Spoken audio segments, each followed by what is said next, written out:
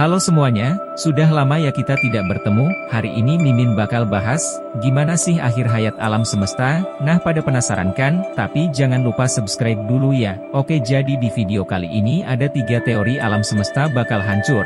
Langsung kita bahas. Big Freeze. Teori ini adalah kelanjutan dari matinya bintang-bintang di alam semesta. Ketika alam semesta makin tua, bintang-bintang yang menerangi tata surya perlahan akan bernasib seperti cerita sebelumnya. Lama-kelamaan, alam semesta semakin dingin karena enggak ada panas dari bintang-bintang di dalamnya. Dalam skenario kiamat ini, alam semesta yang menua bakalan mengembang lebih cepat daripada saat ini. Bayangin aja, kamu berada di suatu tempat yang makin lama makin besar, tapi sumber energi panas makin berkurang. Suhunya pasti makin lama makin rendah. Kalau kata mayoritas ilmuwan sih, skenario ini paling mungkin terjadi kalau diukur berdasarkan massa jenis alam semesta. Namun, ada juga yang nggak percaya dan punya teori lain soal kiamat ini, kan? Big Crunch. Big Crunch adalah teori yang berlawanan sama Big Freeze. Kalau dalam Big Freeze, alam semesta bakalan mengembang sangat cepat saat mendekati ajal.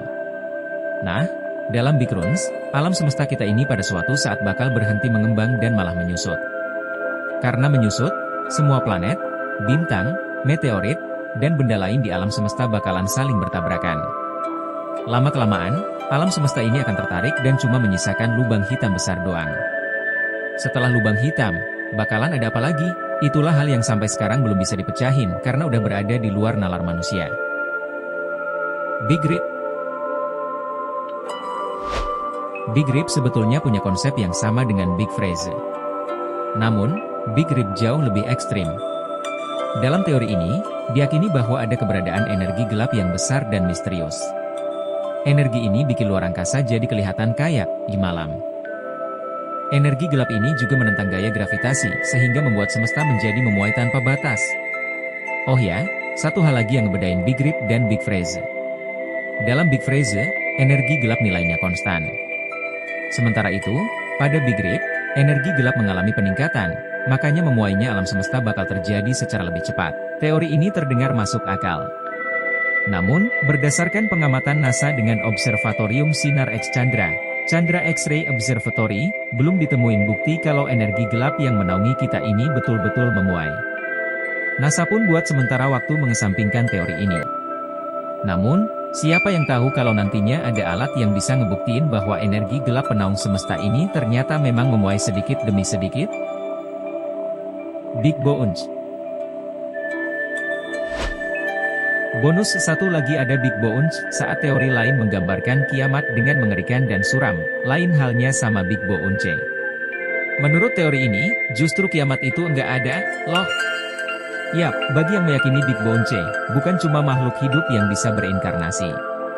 Alam semesta ini juga. Dalam teori ini, disebutin bahwa alam semesta bakalan mengalami siklus penciptaan berulang. Dimulai dari Big Bang, ledakan besar, yang bikin alam semesta jadi mengembang dan bervariasi kayak sekarang, kemudian alam semesta lama-lama menyusut, mengalami Big Crunch, meledak, Big Bang, dan jadi lagi deh alam semesta baru.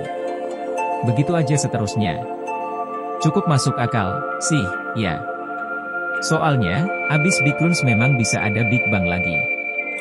Jadi, bisa jadi ada kehidupan lagi. Malah, bisa jadi kita bukan yang pertama. Baiklah. Itu saja dari Mimin tentang luar angkasa.